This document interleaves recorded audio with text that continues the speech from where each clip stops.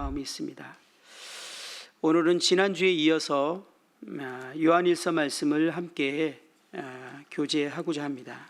요한일서 말씀을 함께 보도록 하겠습니다.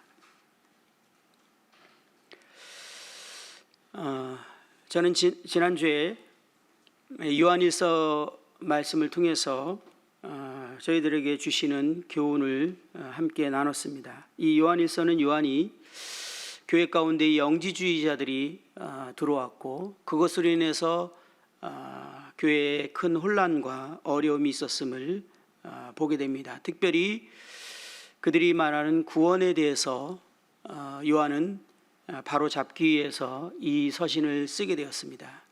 영지주의자들은 예수님이 십자가에 들어가서 죽으신 이 일이 우리들의 진정한 구원을 줄 수 없다라는 이론을 제시했고, 그들은 더 많은 깨달음을 통해서 결국 구원을 얻을 수 있다라고 주장했습니다. 이 이론이 저희들이 직접 듣진 않았지만 상당히 영향력이 있고 성도들을 혼란스럽게 했던 것 같습니다.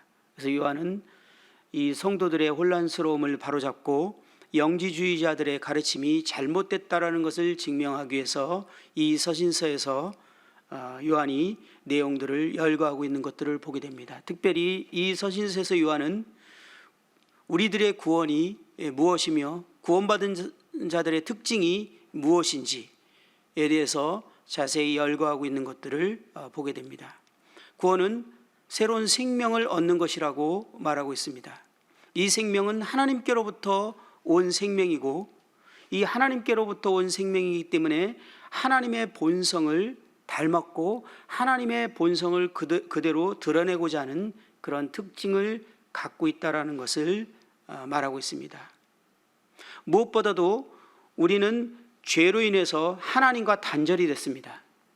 그래서 하나님과 교제할 수 없었고, 우리의 마음은 하나님과 독립된, 하나님을 결코 찾지도 않고 하나님 뜻을 알 수도 없었고 하나님을 부르지 않았던 그러한 죄와 허물로 죽었던 저희들이었습니다. 이 아담으로부터 물려받은 저희들의 본성은 결코 하나님을 찾지 않습니다. 하나님의 뜻에 순종하지 않고 또 하나님과 교제할 수 없는 그러한 존재였습니다. 그러나 우리가 구원받을 때 하나님과 관계가 회복되며 이제 요한은 1장을 통해서 구원받은 성도들은 하나님과 사귐이 시작되었다라는 사실을 놀랍게 말하고 있는 것들을 보게 됩니다. 저는 지난주에 그리스도인들의 구원받은 그리스도인들의 가장 특징 중에 중요한 특징 중에 하나는 하나님과 사귐이 시작되었다라는 것입니다. 예수 그리스도께서 우리를 위해서 죽으시고 부활하심으로 말미암아 그것이 우리에게 놀랍게 이제 역사되어질 때 우리는 하나님과 관계를 회복하게 되고, 아니 우리에게 하나님으로부터 오는 새로운 생명이 주어지고 이 새로운 생명으로 말미암아 우리는 하나님과 교제를 할 수 있게 되었다라는 것을 말씀드렸습니다. 결코 죄와 허물로 죽은 우리 아담으로부터 물려받은 이 죄악된 본성만 가지고서는 하나님과 어떠한 교제를 나눌 수도 없고 하나님의 음성을 들을 수도 없고 하나님의 뜻을 진정으로 이해할 수 없다라고 성경은 말하고 있습니다. 그렇기 때문에 구원은 그 무엇보다도 하나님과의 관계의 회복이며, 이 하나님과의 관계는 하나님께서 우리를 처음 지으셨을 때부터 계획하시고 목적하셨던 하나님의 뜻이었던 것입니다. 구원은 하나님과의 뜻을 회복하는 것이고, 하나님과의 뜻이 회복된 우리는 하나님과의 교제가 시작되었고 하나님과의 사귐 가운데 살아갈 수 있는 놀라운 특권을 갖게 되었다라는 것이 요한일서 1장에서 요한이 말하고자 하는 그런 의미였습니다. 이 새로운 생명은 하나님과 교제를 나눕니다. 하나님의 뜻을 이해합니다. 그리고 하나님을 향하여 이제 나아갑니다.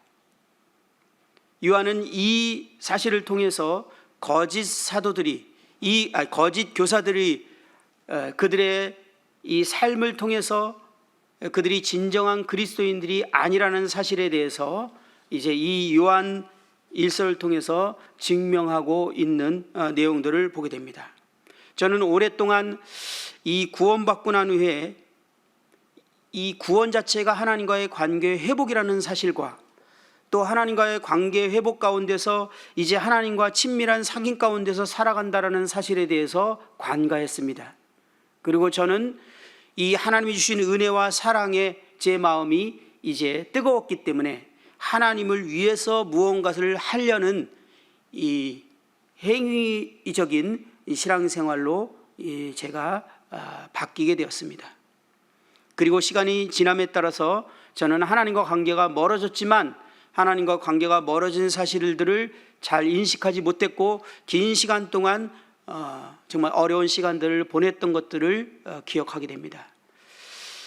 그러나 놀랍게도 하나님께서 이 정말 저를 사랑하셔서 저의 신앙생활이 잘못되었다라는 것에 대해서 하나님께서 알게 해주셨고 하나님과의 이 관계가 이 첫사랑이 다시 회복되면서 이 하나님과의 이 사귐이 그리스도인들의 신앙생활에서 가장 중요한 문제이며 첫 단추이고 처음 시작이며 가장 기초라는 사실을 알게 되었고 하나님과의 사귐을 위해서 또 하나님과의 사귐이 멀어지는 것을 두려워하고 그것들을 이제 거절하는 그런 것들을 제 삶에서 시작되었던 것들을 기억해 보게 됩니다.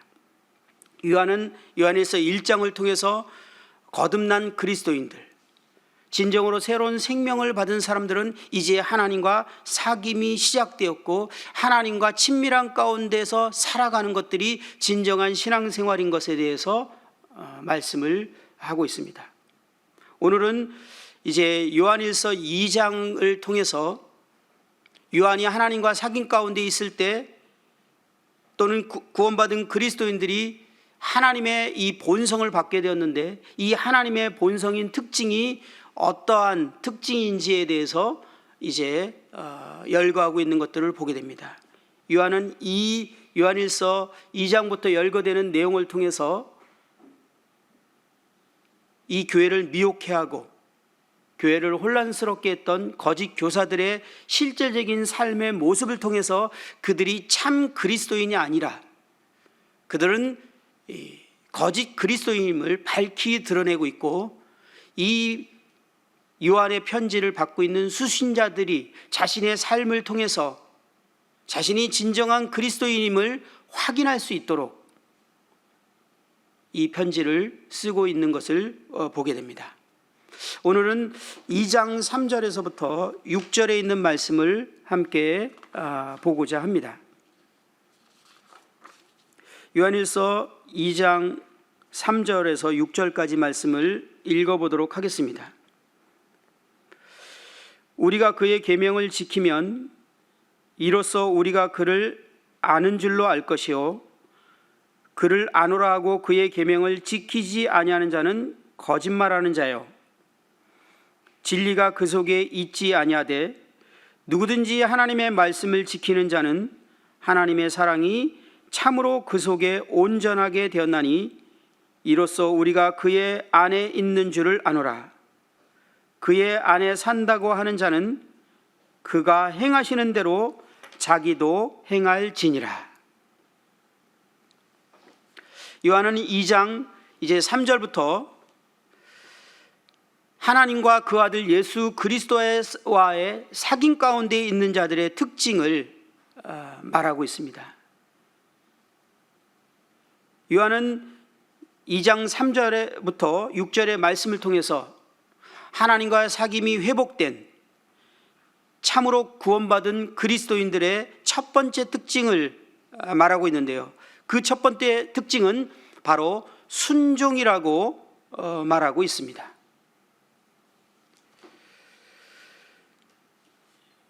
우리 개인이 주관적인 구원의 확신은 성령의 내주하신 증거로부터 옵니다. 우리 스스로는 성령께서 내 안에서 우리 자신이 구원받은 자인지에 대해서 성령께서 우리 안에서 그것을 증명함으로 우리 스스로는 자신이 구원받았다는 사실을 알 수 있습니다. 그러나 요한이 오늘 하고자 하는 요지는 이 순종이 구원의 외적이고 가시적인 증명이라는 것을 말하고 있는 것입니다. 다시 말해서 우리 내면뿐만 아니라 다른 사람이 우리들을 구원받은 사람인지 확인할 수 있고, 구원받은 사람들의 삶의 모습과 방식을 통해서 그가 진정으로 구원받은 사람인지 아닌지를 알 수 있다라고 말하는 것입니다. 이것을 통해서 요한은 거짓 교사들이 그들이 참된 그리스도인이 아님을 그의 삶을 통해서 증명하고 있는 것입니다. 이 요한의 말씀을 통해서 거짓 교사들은 모든 시험대에 올랐습니다. 어쩌면 성도들 자신들도 이 시험대에 스스로를 올려놨을 수도 있습니다. 우리는 이 말씀을 통해서 우리는 여러 가지 교훈들을 얻을 수 있을 것입니다. 우리 자신이 믿음 안에 거하고 있는지에 대해서도 생각할 수 있지만, 이 하나님과의 사귐을 통해서 우리들에게 삶의 특징이 나타나는 이 의미들에 대해서 깊이 생각하며 우리가 하나님과의 사귐을 어떻게 또 지속적으로 이어나갈 수 있는지에 대해서 요한일서를 통해서 우리는 자세히 배울 수 있는 것들을 보게 됩니다. 요한은 당시 거짓 교사들이 하나님의 명령에 순종하지 못하는 삶의 특징들이 그들이 구원받지 못했다는 것을 객관적으로 입증해 준다는 것을 말하고 있는 것입니다. 저는 구원받은 그날을 지금도 잊을 수 없습니다. 우리 모든 형제자매님들께서 구원받은 그날을 잊을 수 없겠지만, 저는 30년이 훌쩍 넘었지만 그날 첫날을 잊을 수가 없습니다. 저는 새벽 2, 3시경에 하나님의 말씀을 읽다가 놀라운 성령님의 역사를 경험하게 됐습니다. 이것은 잊을 수 없는 새로운 경험입니다. 저는 참으로 자유케 됨을 경험했고, 뜬 눈으로 밤을 새울 만큼 기쁨과 감사의 시간을 보냈습니다. 그리고 아침에 새벽부터 이제 씻고 아침 일찍 저를 도와줬던 형제님에게 이 놀라운 사실을 간증하기 위해서 이제 나가려고 옷을 갖춰 입고 집을 나가겠는데 저희 어머니가 저를 불렀습니다. 그때가 11월 17일입니다. 제가 날짜도 기억하는데요. 아마 저희 집은 그날 이제 그 주중에 아마 김장을 해서 이렇게 땅 속에다 김치를 묻으려고 했던 것 같습니다. 저희 집에는 이 살던 곳은 저희 집은 아니었지만 앞마당이 있었고요. 그 앞마당에 이제 김장독을 매년 담았는데, 그날 아침에 이제 이 뜨거운 마음을 제가 저를 도와줬던, 성경 공부를 통해서 저를 도와줬던 형제님에게 간증하려고 막 나가려고 하는데 어머니가 저를 불렀습니다. 예, 망근아, 너 어디 가려고 하냐? 예, 제가 잠깐 좀 나갔다 오겠습니다. 그러니까 그럼 나가기 전에 이 김장독 3개만 땅에다 묻고 가라, 이렇게 저에게 어머니가 말씀하셨습니다. 평소대로라면 제가 좀 짜증이 확 올라왔을 것입니다. 그리고 엄마 빨리 나 갔다 오고 이거 내가 할게 라고 제가 말했을 거라고 생각이 들어집니다. 제가 막내였기 때문에 저희 어머니에게 이쁨을 받았지만, 그만큼 제가 또 어머니에게 순종하는 태도라든지 어머니의 말을 잘 듣는다든지 그렇게 하지 못했던 것들을 제가 기억합니다. 그런데요, 그날은 제가 다른 사람이었습니다. 어머니가 그 말씀하는데 제 마음에서부터 그 어머니에 대한 순종이 일어났습니다. 예, 어머니, 저는 지금 빨리 가서 이 형제님을 만나고 싶고 이 간증을 하고 싶은 마음이 너무나 간절했지만, 어머니가 저에게 김장독을 3개를 묻으라고 했는데 그때 저 혼자뿐이었어요. 김장독 3개를 묻는다는 것은 땅을 상당히 깊이 파야 됐고 넓이 파야 하기 때문에 적은 일이 아니었습니다. 그게 1시간이 걸렸는지 2시간이 걸렸는지 지금 기억은 나지 않지만, 제 마음에서부터 정말 어머니의 그 말씀에 우러나는 마음으로 제가 땅을 팠고 김장독 3개를 묻었습니다. 그리고 다 흙을 덮고 난 다음에 어머니를 부르고서 어머니 됐습니까? 라고 제가 묻고, 어머니가 그래 됐다, 그러면 전 잠깐 다녀오겠습니다. 그리고 집을 나가는데 제가 생각해도 제가 신기했어요. 제가 바뀐 사람 같았습니다. 제가 어머니 말을 이렇게 순종을 잘하는 사람이었는지 저도 그날 처음으로 느끼면서 참 신기하다는 생각을 했습니다. 그리고 이제 버스를 타고 가는 길에 세상이 달라졌습니다. 사람들이 달리 보였고 모든 것들이 달라진 듯 했습니다. 그리고 제가 만나고자 했던 그분에게 이제 저의 간증을 쭉 했을 때 그 형제님이 듣고 진짜 너가 이제 구원받았구나 라는 얘기를 하면서 그때 저는 이 경험이 구원이라는 사실을 이제 분명하게 이해하게 됐습니다. 그리고 형제님은 그때 제가 종종 간증을 했지만 저에게 구원받은 자에게 바로 보여줬던 말씀은 고린도후서 6장 14절 15절의 말씀이었습니다. 그 말씀은 믿지 않은 자와 멍에를 함께 매지 말라는 그런 말씀이었습니다.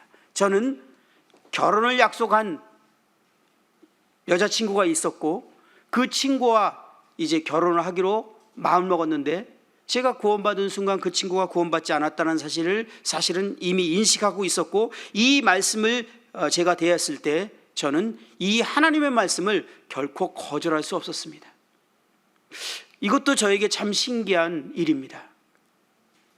장독을 묻는 것과는 차원이 달랐습니다. 제 인생이 이제 상황이 달라지는 것이었습니다. 내가 평생을 함께 동반하고자 하는 그 여자를 이 하나님의 말씀에 의해서는 제가 거절하고 헤어져야만 했던 것입니다. 그런데 제 마음에서 이 하나님의 말씀을 거절할 수가 없었어요. 이 말씀은 살아있었고 저에게 곧 하나님이었습니다.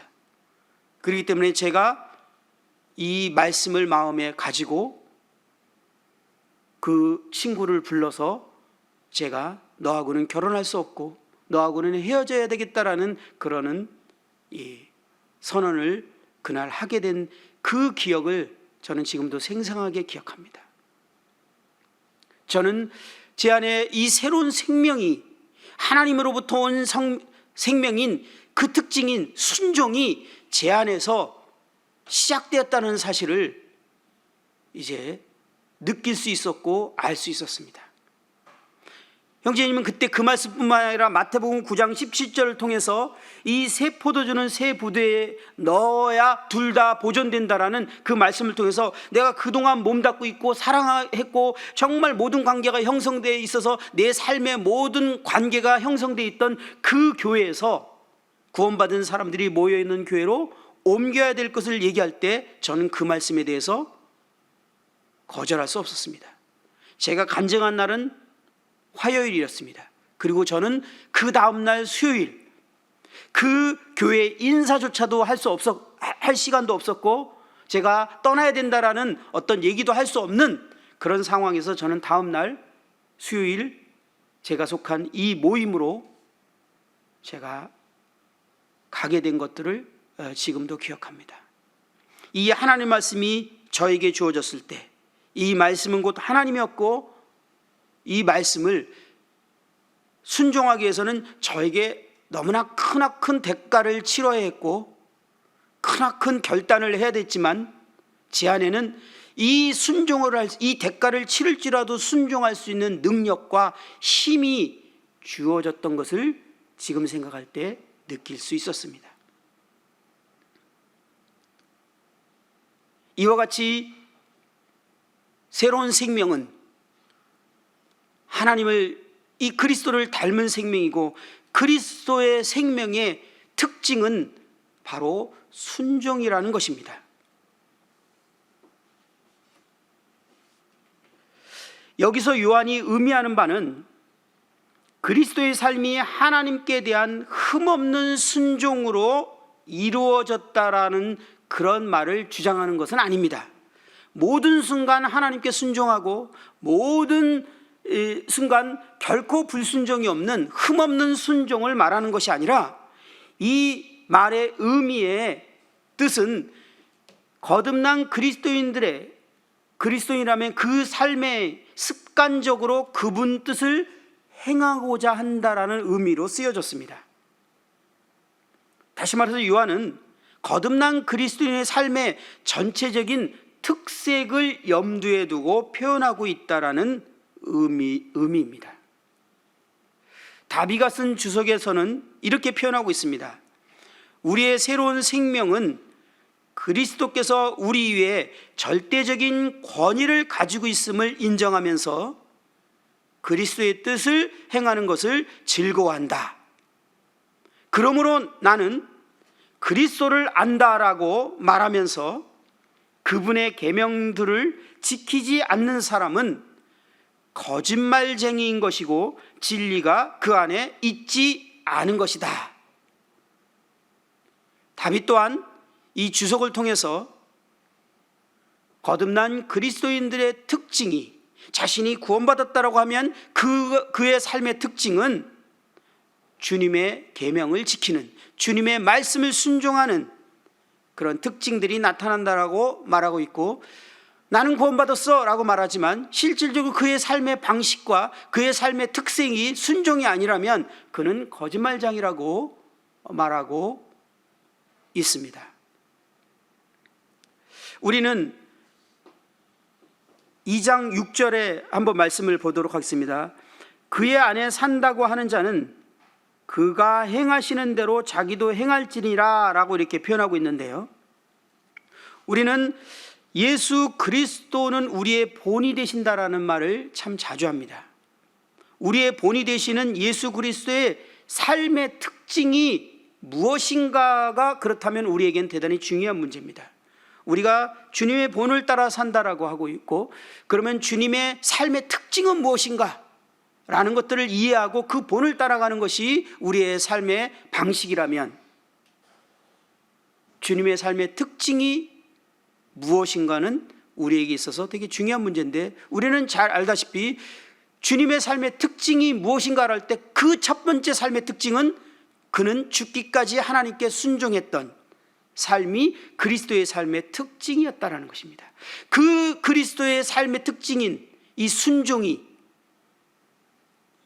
그리스도께서 우리에게 생명이 되시면서 우리의 특징이 되었다라는 것이 요한이 말하고 있는 요지고 성경이 말하고 있는 요지인 것입니다.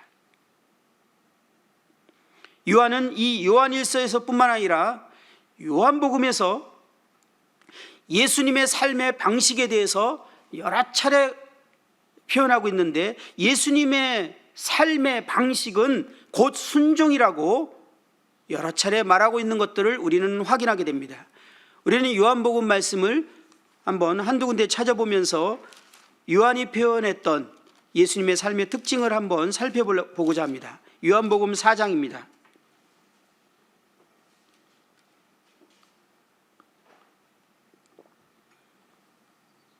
요한복음 4장 34절에 보면 이렇게 표현하고 있습니다. 예수께서 이르시되 나의 양식은 나를 보내신 이의 뜻을 행하며 그의 일을 온전히 이루는 이것이니라. 예수님께서는 하나님의 뜻을 행하고 하나님께 순종하는 것이 자기의 양식이다, 음식이다. 이것은 은유적으로 표현한 것이 아닙니까? 예수님, 내 삶의 방식이, 내 삶의 이 패턴은, 내 삶의 특징은 하나님의 뜻을 순종하는 것이다 라고 스스로 주님께서 자신의 삶의 특징을, 삶의 방식을 표현하고 있는 것을 우리는 보게 됩니다. 요한복음 5장 30절에도 그런 표현을 하고 있는데요, 요한복음 5장 30절에 보면 내가 아무것도 스스로 할 수 없노라 듣는 대로 심판하노니 나는 나의 뜻대로 하려 하지 않고 나를 보내신 이의 뜻대로 하려 함으로 내 심판은 의로우니라. 주님은 온 천지와 만물을 지으신 절대 주권자이십니다. 그런 주님께서 자신의 삶에 대해서 표현할 때 나는 아무것도 스스로 할 수 없다라고 말합니다. 그리고 나의 삶의 방식은 나의 뜻대로 하지 않고 나를 보내신 이의 뜻대로 하는 것이다라고 주님께서 자신의 삶의 방식을 강력하게 표현하고 있는 것들을 보게 됩니다. 예, 주님은 말씀뿐만 아니라 이렇게 사셨음을 우리는 잘 알고 있습니다. 우리가 본으로 삶을, 우리의 본이 되신 주님의 삶의 특징이 이것이라는 것입니다. 아니, 우리에게 온 새로운 생명, 우리에게 주어진 거듭난 생명이 바로 이러한 생명의, 이러한 성품의 특징을 갖고 있다라는 것이 요한이 말하고자 하는 의미입니다. 6장 38절에도 이렇게 표현하고 있습니다. 6장 38절에 보면 내가 하늘에서 내려온 것은 내 뜻을 행하려 함이 아니요 나를 보내신 이의 뜻을 행하려 함이래야. 주님께서 이 땅에 오시고 사시고자 하는 이유가 자신의 뜻을 이루고 자신의 뜻을 행하기 위해서 오신 것이 아니라고 말합니다. 그는 하나님의 뜻을 행하고 하나님의 뜻을 이루기 위해서 이 땅에 오셨다고 말하고 계십니다. 그렇기 때문에 그분은 이 땅에 살아가는 삶의 방식이 철저히 하나님께 순종하는 방식이어야만 했습니다. 그리고 그분은 그것을 온전히 사신 분이십니다. 왜 우리에게 이러한 생명이 필요했을까요? 성경은 구원받지 못한, 아니 전 인류의 모든 인류들에게 표현하는 표현이 뭐냐면 불순종의 아들들이라고 말합니다. 이 죄는 한마디로 성경에 말하면 하나님에 대한 불순종입니다. 그리고 우리는 이 불순종이 우리의 삶의 방식이 되었고 우리의 본성이 되었고 우리의 삶의 성향이 되었던 것입니다. 그렇기 때문에 결코 우리는 하나님의 뜻을 행하지 않던 자들이었습니다. 우리가 선을 행하든 악을 행하든 그 어떤 것들을 행하든 우리에게 좋은 모양과 좋은 모습이 있었을지라도 우리는 결코 하나님과 독립적이고 하나님께 순종하는 존재가 아니었습니다. 그렇기 때문에 하나님께서는 그러한 우리 아담으로부터 물려받은 이 육신으로는 우리와 교제를 나눌 수 없었고 하나님의 뜻을 우리를 통해서 결코 그 어떤 것도 이룰 수 없었던 것입니다. 행할 수 없었어요. 하나님은 우리를 이제 다시 부르실 때 이 모든 문제를 해결하셨습니다. 우리를 거듭나게 하셨습니다. 우리로 하여금 그리스도의 생명을 주신 것입니다. 그리고 우리는 이제 순종하는 이 예수 그리스도의 특징인 이 생명이 우리 안에 왔습니다. 그리고 우리는 하나님께 순종하고자 하는 욕구가 있습니다. 그런 삶의 특징이 있습니다. 그리고 우리를 통해서 하나님은 그 뜻을 이루실 수 있도록 우리에게 새로운 생명이 주어진 것입니다. 이 새로운 생명이 하나님을 향하고 있기 때문에 하나님과 교제하며 하나님의 뜻을 즐거워하며 하나님의 뜻을 행하고자 하는 것입니다. 8장 28절도 한번 더 볼까요? 요한복음 8장 28절을 한번 더 보겠습니다.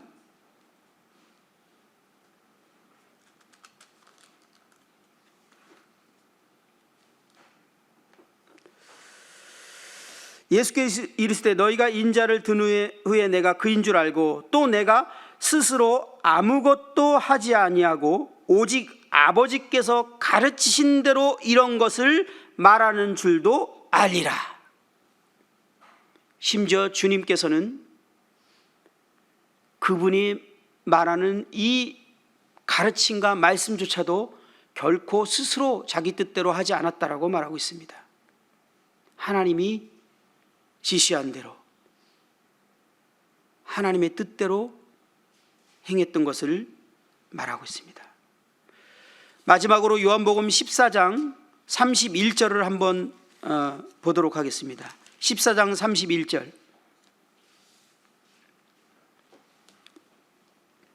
오직 내가 아버지를 사랑하는 것과 아버지께서 명하신 대로 행하는 것을 세상이 알게 하려 함이로라. 일어나라 여기를 떠나자 하시니라. 주님께서는 세상 사람들이 자신이 아버지를 사랑하는 것과 아버지께서 명하는 그대로 행하는 것을 알게 하시겠다라고 그의 삶을 통해서 그것을 증명하고 드러내시겠다라고 이렇게 말씀하시고 계십니다. 그래서 빌립보서에서는 그 예수님이 죽기까지 자기를 낮추시고 죽기까지 복종하셨으니 곧 십자가의 죽으심이라라고 표현하고 있습니다. 그러면서 이 바울은 빌립보서를 통해서 이 말씀을 하기 전에 너희 안에 이 마음을 품으라 그리스도의 예수의 마음이니, 만약에 바울이 우리가 거듭난 사람이 아니라면 결코 이것을 요구하지 않을 것입니다. 거듭나지 않은 사람은 결코 이러한 삶을 사는 것은 불가능합니다. 그러나 우리에게 새로운 생명이 왔기 때문에 그 예수님의 생명을 우리가 본받고 그러한 삶을 살아갈 것에 대해서 요구하고 있는 것입니다.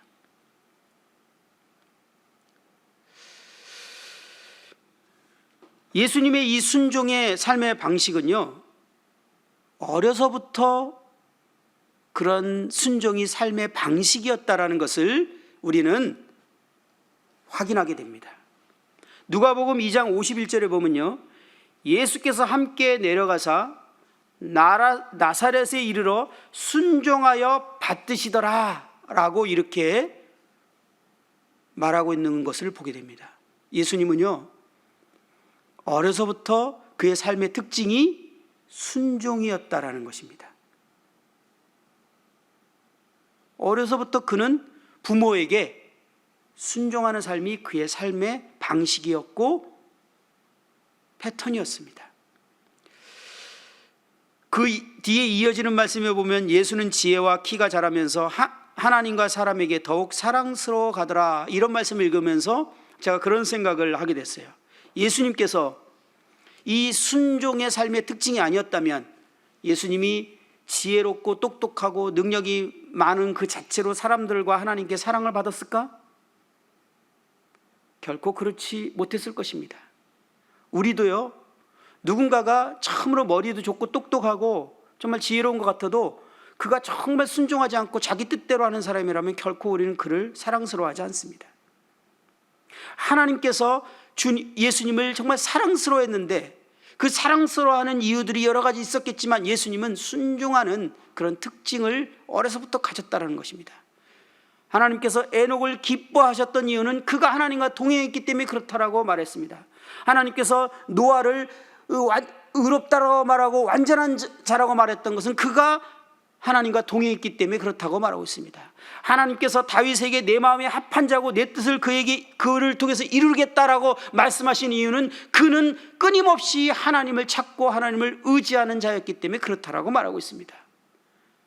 정말 우리는 이 말씀을 통해서 하나님께서 우리가 그분과 사귐 가운데 있으면서 그 사귐을 통해서 나타나는 이 순종의 능력이 하나님을 얼마나 기쁘시게 하는지를 우리는 알 수 있습니다. 윌리엄 맥도날드는요, 요한일서 2장 3절에서 6절의 주석을 쓰면서 이렇게 표현했습니다. 요한은 이제 그리스도인의 사귐 가운데 있는 자들의 참된 특징을 요한은 말하고 있다라고 이렇게 표현하고 있습니다. 윌리엄 맥도날드는 이 주석에서 이 제목을 거듭난 그리스도인들의 특징을 말하고 있다라고 표현하지 않고 거듭난 그리스도인들이 하나님과 사귐 가운데 있는 삶의 특징을 말하고 있다라고 말하고 있습니다. 우리는 이것을 통해서 생각하게 되는 것은 거듭난 그리스도인들에게 그러한 본성이 주어졌지만 이 그러한 본성이 우리의 삶을 통해서 더 힘있고 능력 있게 드러나고 나타나기 위해서 우리에게 필요한 것은 하나님과의 사귐 가운데 살아가는 것이 대단히 중요하다는 것을 보게 됩니다. 요한은 이 부분에 대해서 요한복음에서도 표현을 했습니다. 요한복음 15장 4절에는 내 안에 거하라, 나도 너희 안에 거하리라. 가지가 포도나무에 붙어있지 아니하면 스스로 열매를 맺을 수 없음 같이 너희도 내 안에 있지 아니하면 그러하리라. 요한은 우리가 이 성령의 열매 그리고 우리가 순종의 이 삶이 나타나기 위해서는 그리스도와 사귐 가운데 있어야 할 것에 대해서 말하고 있는 것입니다. 요한복음 14장 15절에도 너희가 나를 사랑하면 내 계명을 지키리라 이렇게 말했습니다. 우리가 주님과의 사랑 가운데 사귐 가운데 있을 때 우리가 주님을 순종하게 된다라는 것을 또한 말하고 있는 것이 아닙니까? 우리가 하나님과 사귐 가운데 있을 때, 아니 다시 말씀드리면 우리는 구원을 통해서 하나님과 사귐이 회복되었고 하나님과의 사귐은 모든 그리스도인의 신앙생활의 첫 단추와 같습니다. 첫 단추가 잘못 끼워지면 모든 단추는 다시 다 풀려야 합니다. 저희가 첫 단추가 잘못 끼워졌을 때 다시 과감하게 그 단추를 풀고 다시 첫 단추를 다시 깨는 것처럼 저희들이 그리스도인들의 신앙생활 가운데서 첫 시작은 하나님과의 사귐을 가장 중요하게 여기고 그 사귐 가운데 사귐으로부터 시작되는 것입니다. 그럴 때 우리의 삶의 본성인 이 순종이 우리를 통해서 더 힘있게 드러나고 나타나게 될 것입니다. 요한은 하나님과, 그렇기 때문에 이 하나님과 지속적인 사귐 가운데 살아가기 위해서 하나님의 본질인 이 특징을 우리가 행하는 것이 중요함을 말하고 있습니다. 요한일서 1장 7절에 보면 그가 빛 가운데 계신 것 같이 우리도 빛 가운데 행하면 우리가 서로 사귐이 있고 라고 말하고 있습니다. 다시 말씀드리면 우리가 하나님과 사귐이 구원을 통해서 회복됐지만 이 사귐이 지속되는 것은 저절로 되는 것이 아니라는 것입니다. 하나님과 사귐을 지속하기 위해서는 하나님의 본성의 특징과 맞는 특징의 삶의 방식을 우리가 살아야 한다는 것입니다. 그래서 요한일서 3장 24절을 한번 보겠습니다. 요한일서 3장 24절. 요한일서 3장 24절에 보면 그의 계명을 지키는 자는 주 안에 거하고 주는 그 안에 거하시나니 우리에게 주신 성령으로 말미암아 그가 우리 안에 거하시는 주를 우리가 아느니라. 여기서 보면 그의 계명을 지키는 자는 주 안에 거하고 주는 그 안에 거하신다 이렇게 말하고 있습니다. 우리가 하나님의 본성의 특징인 순종의 삶을 살아갈 때 우리가 순종의 삶이 우리에게 왔고 우리가 그 순종의 삶을 살아가고자 하고 순종의 삶을 살아갈 때 우리는 하나님과의 사귐을 또한 지속할 수 있음을 말하고 있는 것을 보게 됩니다. 그래서 요한복음 15장 10절에 보면 내가 아버지의 계명을 지켜 그의 사랑 안에 거하는 것 같이 너희도 내 계명을 지키면 내 사랑 안에 거하리라 이렇게 말하고 있습니다. 저희가 순종의 삶을 살아갈 때 또한 하나님과의 관계가 지속됨을 보게 됩니다. 마지막으로 제가 짧게 간증을 드리고 마치도록 하겠습니다. 제가 이 구원받고 난 다음에 하나님과 관계가 회복됐고 하나님과의 사귐 가운데서 이 순종의 능력이 나타나고 이 저희 안에서 이 하나님과의 관계로 말미암아 나타나는 특징들이 제 안에서 일정 기간 동안 있었습니다. 그런데 계속 말씀드리지만 저는 이것을 간과하고 중요하게 여기지 않았습니다. 교회에서 정말 열심히 섬기고 예배 모임을 잘 참석하고 이룩한 것이 중요하지 않다는 것이 아니라 그것이 저에게 가장 중요한 문제로 첫 단추처럼 여겼고 그것으로 제 삶을 살아가면서 시간이 지나면서 점점 저는 하나님과 관계가 멀어졌지만 이것을 인식하지 못했습니다.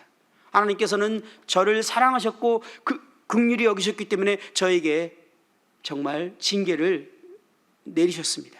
그리고 저는 어려움을 겪었습니다. 그럼에도 불구하고 저는 이 원인과 이유를 잘 알지 못했습니다. 그러다 어느 날 하나님께서 저에게 커다란 사건을 통해서 이제 제가 하나님과 인격적으로 관계를 맺고 사귐 가운데 살아가기보다는 하나님을 위해서 무엇을 한다라는 사실에 대해서 큰 비침과 조명을 통해서 충격과 깨달음을 얻게 되고 저는 깊이 하나님께 다시 회개하고 돌이키게 되는 일들을 경험하게 됐습니다.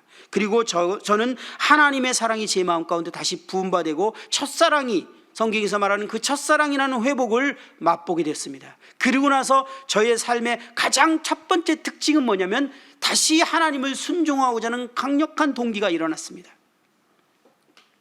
그리고 그때 깨달은 것은 무엇보다도 하나님과의 사귐과 그분과 동행하는 것이 저의 신앙생활에서 가장 중요한 문제고 첫 단추이고 그것이 가장 모든 것의 기초라는 사실을 알게 되면서 그 하나님과의 사귐을 이어가고 싶었습니다. 그때 저에게 요구된 것은 순종이었습니다. 저에게 요구된 것은 순종이었어요. 하나님이 기뻐하시지 않는 일을 행할 때 저는 하나님과 관계가 멀어지는 것을 즉시 인식할 수 있었어요. 하나님의 말씀에 불순종할 때 저는 하나님과의 관계를 포기하거나 잃어버려야만 했습니다. 그렇기 때문에 이 하나님과 관계, 이 하나님과 동행하는 것을 지속하기 위해서는 저는 하나님께 순종을 선택해야만 했습니다. 순종을 하기 위해서 어떤 대가를 치를지라도 하나님과 관계를 잃어버리고 싶지 않았습니다. 이 하나님과 관계를 유지하고 싶을 때는 그 어떤 대가를 치를지라도 하나님께 순종을 선택했고 순종을 해야만 했다는 것이 제가 기억하는 이 삶의 특징이었다라는 것입니다. 전에는 그리스도인이기 때문에 순종을 하려고 노력을 했고, 전에는 그리스도인이기 때문에 그래야 된다는 생각을 했기 때문에 마땅히 제가 거듭난 그리스도인이었지만 번번이 실패하고 저에게는 능력이 없었지만, 제가 하나님과의 사귐 가운데 있고 그 하나님의 사귐이 저에게 가장 중요한 문제로 제 마음 가운데 두게 되고 그것을 유지하고 그것을 잃지 않는 것이 저에게 가장 중요한 문제로 여기기 시작할 때 저에게서 다시 하나님을 나타나는 첫 번째 특징은 하나님의 뜻을 순종하고자 하는 강한 동기와 또 그것을 순종해야만 한다라는 그것이 제 삶의 특징이 되었다라는 것을 기억하게 됩니다. 그리스도인은 새로운 생명을 얻은 존재고 이 새로운 생명은 하나님과의 사귐을 가질 수 있는 이 사귐이 시작된 생명입니다. 그리고 하나님과 사귐을 갖는 이 새로운 생명의 특징들이 있는데 그 특징의 첫 번째는 예수 그리스도의 삶의 특징인 것과 마찬가지로 순종하는 삶을 살아가고자 하고 그것이 삶의 방식이라는 것입니다. 요한은 이 순종은 참된 그리스도인에게 외적이고 가시적으로 나타나는 증거라는 사실을 통해서 거짓 교사들이 참 그리스도인이 아님을 이 편지를 받는 수신자들을 통해서 분별하도록 했습니다. 그러므로 우리는 이 말씀을 통해서 거듭난 우리들의 삶의 특징이 순종이라는 사실과 우리가 하나님과의 사귐 가운데 있을 때 이 순종이 힘있게 그 특징이 나타난다는 사실을 통해서 우리가 혹 개인적으로 하나님과의 관계를 가장 중요하게 여기지 못하고 소홀히 하면서 하나님과 관계가 멀어졌다면 우리 하나님과 관계의 회복을 우리는 원해야 할 것입니다. 그리고 하나님과의 사귐을 지속하는 데 있어서 지속되지 못한다면 어쩌면 우리가 이 순종을 중요하게 생각하고 있지 않지는 않은가라는 것에 대해서 생각해 볼 필요가 있음을 우리는 이 말씀을 통해서 교훈을 얻게 됩니다. 우리 사랑하는 형제자매 여러분들, 얼굴로 뵐 수 없었고 각 가정에서 이 교제를 나누고 있지만 우리가 한 주 동안 참으로 하나님과 동행하며 사귐 가운데 살아가는 한 주가 되기를 원하고 이 하나님과 사귐을 지속하고 유지하기 위해서 우리가 하나님의 뜻이면 그것이 무엇일지라도 그것이 어떠한 대가를 치를지라도 우리가 순종하는 그런 삶을 살아가게 되기를 바라는 마음으로 이 말씀을 드렸습니다. 말씀을 마치도록 하겠습니다.